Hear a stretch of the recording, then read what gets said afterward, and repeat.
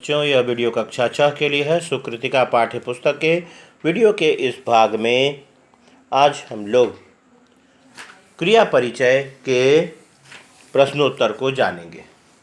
द्वितीय पाठ के क्रिया परिचय के का पाठ वर्णन मैंने पहले ही वीडियो में बनाया हुआ है तथा इन प्रश्नोत्तरों को मैंने समझा भी दिया था, लेकिन आप लोग में से कुछ लोग अगर नहीं लिख पाए होंगे तो उसे आप यहाँ पर अभी लिख लेना।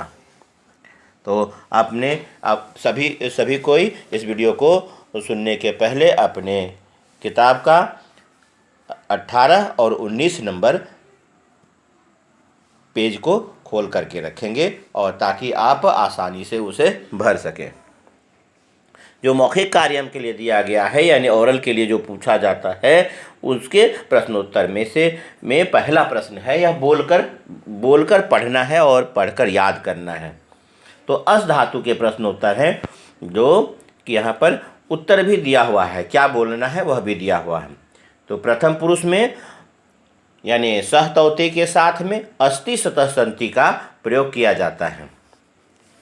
जो यह पहला रूप है यह उसके बारे में होता है जिसके बारे में बोलने वाला और सुनने वाला बातें करते हैं। उसके लिए जो सहायक क्रिया का प्रयोग करते हैं यानी अस धातु में तो अस्ति सतह और संति का प्रयोग करते हैं। अस्ति का मतलब होता है और सतह का मतलब दो हैं और संति मतलब अनेक हैं के अर्थ में। और जब सुनने वाले को कहा जाता है, जैसे कहते हैं तुम छात्र हो, तो हो के लिए असि का प्रयोग करते हैं, त्वम के लिए असि का प्रयोग होता है, युवाम के लिए स्थः का प्रयोग करते हैं और यूयम के लिए अस्थ का प्रयोग करते हैं। तो इस प्रकार से असि स्थ अस्थ यह मध्यम पुरुष के लिए आता है। असि का मतलब होता है हो, स्थ मतलब दो के लिए होता है हो, और अस्थ मतलब अनेक के अर्थ में हो होता है तब, यानी यूयम के लिए हो का प्रयोग करते हैं तब अस्थ का प्रयोग होता है। और अस्मि स्वस्म यह उत्तम पुरुष के लिए होता है। बोलने वाला वक्ता जब स्वयं के लिए कुछ कहता है तो उसे उत्तम पुरुष कहते हैं। और उत्तम पुरुष के लिए अहम के साथ अस्मि का प्रयोग किया जाता है जिसका अर्थ होता है हूँ, और आवाम के साथ स्वह का प्रयोग करते हैं जिसका मतलब होता है हम दोनों हैं, हम दोनों के अर्थ में हैं।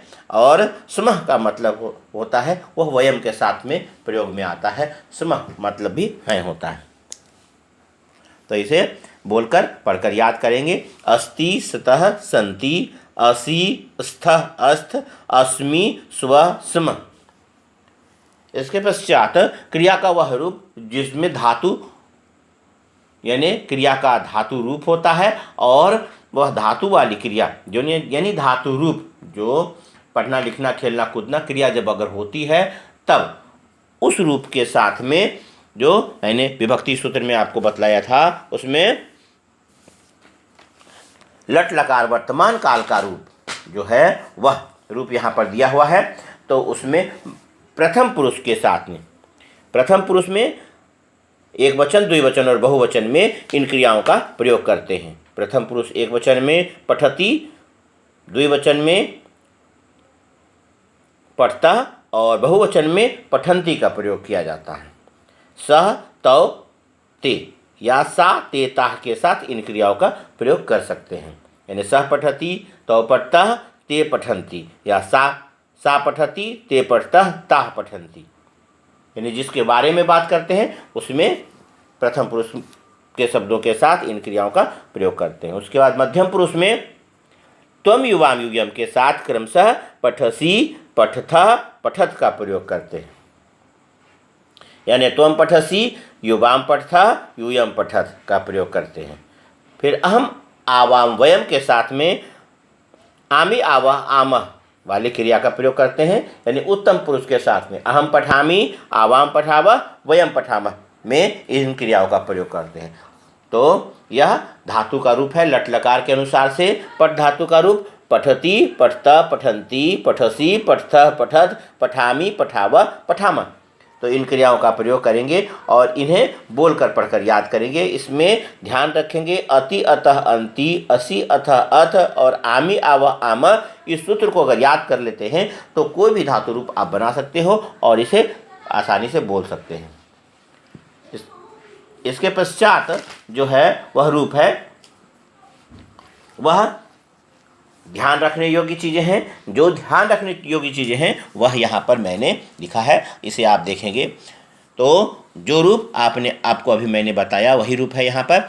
इसमें क्रिया के धातु रूप का प्रयोग कर्ता के उचित पदों के साथ होता है, यानी सर्वनाम के 3 पुरुषों के 3 वचनों के जो शब्द होते हैं उसके साथ में इन क्रिया के रूपों का, यहाँ पर जो बगल में लिखते हैं प्रथम पुरुष, मध्यम पुरुष, उत्तम पुरुष, यह उस कर्ता के शब्द का स्थान होता है जिसके स्थान पर यह क्रिया के शब्दों को लिखा गया है धातु रूप में, इसीलिए यह प्रथम पुरुष में इन शब्दों को लिखा गया है। तो प्रथम पुरुष में जो शब्द होते हैं वह हैं सह, तव, ते, सा, ते, ता, यानी स्त्रीलिंग पुल्लिंग दोनों में से कुछ भी हो सकता है, या तत्ते तानी का भी प्रयोग यहाँ पर कर सकते हैं। मैंने स्त्रीलिंग पुल्लिंग 2 ही रूप लिया है, जिसके साथ हालांकि पठ धातु है इसलिए यहाँ पर सह का रूप या सा के रूप में होगा तीनों वचनों में। यह वह स्थान है जिसके साथ में इन क्रियाओं का प्रयोग किया जाता है। इसके पश्चात है पठसी, पठता, पठत, तो यह त्वम, युवाम, यूयम का स्थान है। त्वम के स्थान पर पठसी यानी त्वम जो है के अनुसार से पठसी लगेगा, पठ में सी लगेगा, और युवाम के अनुसार से पठ में अथः लगेगा, और यूयम के अनुसार से पठ में थ लगता है। तो त्वम, युवाम, यूयम के साथ, त्वम, युवाम, यूयम के साथ में पठसी, पठथा, पठत का प्रयोग किया जाता है। फिर उत्तम पुरुष में है आमी, आवह, आम, यानी अहम, आवाम, वयम का स्थान है जिसके साथ में आमी, आवा, आम वाली क्रिया का प्रयोग किया जाता है। पठामी, पठावा, पठामा, यानी अहम पठामी, आवाम पठावा, वयम पठामा। तो उचित क्रिया का जिस वचन में और जिस पुरुष में क्रिया में जो सर्वनाम शब्द होता है उसके अनुसार से उसी पुरुष उसी वचन की क्रिया का प्रयोग किया जाता है। इसके बाद जो प्रश्नोत्तर यहाँ पर लिखा गया है इसमें भरने के लिए है वह आप इस प्रकार से अपनी कॉपी में लिखोगे और उन्हें भरोगे। ऊपर में बॉक्स में दिया हुआ है उससे चुन करके लिखेंगे। तो जो शब्द लिखा हुआ है विजया, विजय के वहाँ मंजूषा में देख लेंगे नमति शब्द मिल जाएगा, नमति। तो विजयः नमति, क्योंकि यह प्रथम पुरुष एक वचन का शब्द है, इसमें अति लगेगा, नमति। फिर है बालिके, 2 लड़कियां, बालिके के लिए अतः लगेगा, तो क्रिया में अतः सबसे अंतिम वाली क्रिया है गच्छतः, उसे गच्छतः लिख लेंगे, यानी बालिके गच्छतः, 2 लड़कियां जाती हैं।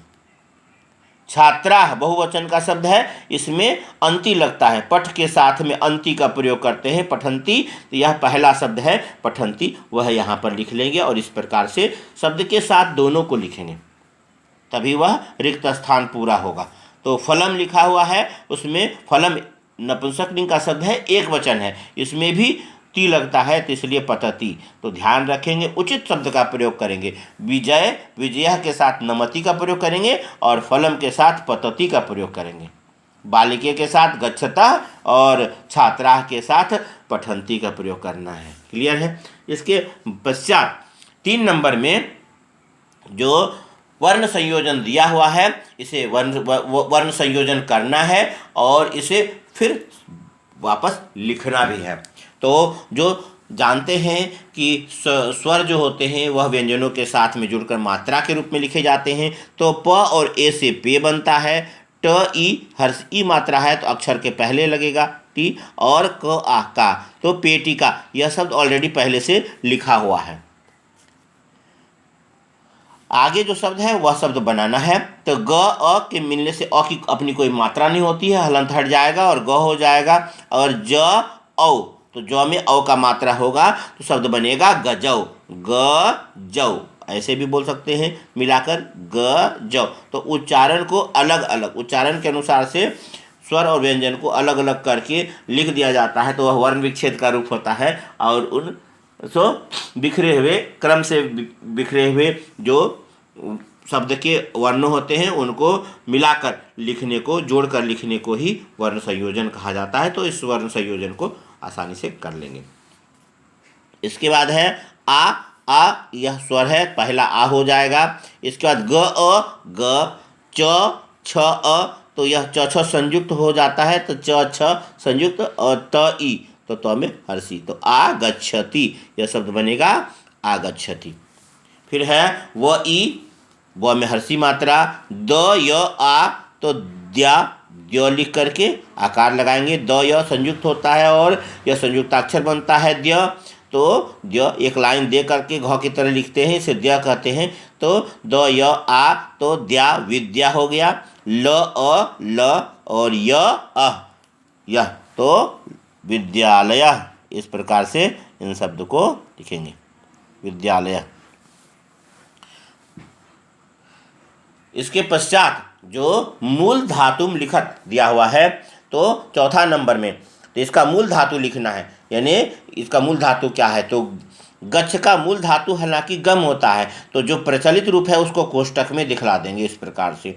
तो गम का गच्छ रूप ऐसा कुछ जगहों पर करते भी हैं, और अगर मूल धातु अलग से होता है तो उसको पहले लिख देते हैं, उसके बाद कोष्टक में जो प्रचलित धातु होता है उसे लिखते हैं। तो गम का गच्छ रूप इसे इस प्रकार से लिखेंगे। इसके पश्चात पठती, पठती में मूल धातु पठ है और यही प्रचलित रूप भी है, इसलिए पठ का रूप लिखेंगे। इसका कोई भी कोष्टक वाला रूप नहीं होता है, इसलिए पठ को लिख लेंगे इस प्रकार से। इसके बाद हसती, हसती का हस रूप है, तो यह भी इसका मूल धातु रूप ही है, इसका कोई अलग से रूप नहीं होता है, इसलिए हस का यही रूप होगा। और परिवर्तनीय रूप है तो यही रूप हस इसका मूल धातु रूप हो जाएगा। क्रीडति, इसका भी मूल धातु क्रीड ही है, तो इसलिए क्रीड को इस प्रकार से क्रीड लिखना है। क्रीडति का क्रीड और लिखति का लिख, यह सब इसका मूल रूप ही है, तो इसे लिख लेंगे। पठति का पठ हो जाएगा, हसति का हस हो जाएगा, क्रीडति का क्रीड हो जाएगा और लिखति का लिख हो जाएगा। ध्यान रखेंगे गच्छति का गम और गच्छ दोनों होता है, इस प्रकार से अन्य रूप भी हो सकता है, जैसे दृश्य और पश्य दोनों होता है। यह पश्यति का, पश्यति अगर लिखा रहता तो उसके अनुसार से लिखते पश्य, तो वैसे ही यहाँ पर दिया हुआ है पतति का पत रूप है, तो इस प्रकार से। तो जरूरी है जो रूपे हैं, जो रूप पहले से लिखा हुआ है उसे भी याद रखना अनिवार्य है, तो इसलिए गम के गच्छ रूप को ध्यान से याद रखेंगे। फिर यहाँ पर चित्र दिया गया है और चित्र में जो बना हुआ है चित्र के अनुसार से यहाँ पर प्रश्नों के उत्तर देने हैं। तो पहला रूप लिखा हुआ है यहाँ पर कि किम पतति, क्या गिरता है, तो यहाँ से देख रहे हैं कि एक फल गिर रहा है, तो गिरता है तो फलम पतति, तो फलम पतति प्रश्न बनता है, क्या गिरता है तो फलम लिख लेंगे, और पतति जो प्रश्न में लिखा हुआ है उसी को रिपीट कर देंगे, ऑलरेडी यह लिखा हुआ है। फिर है कौ क्रीडता, तो चित्र में देख रहे हैं दोनों लड़का है, तो इसको लिख लेंगे बालकौ क्रीडता, दो लड़के खेलते हैं, बालकौ क्रीडता।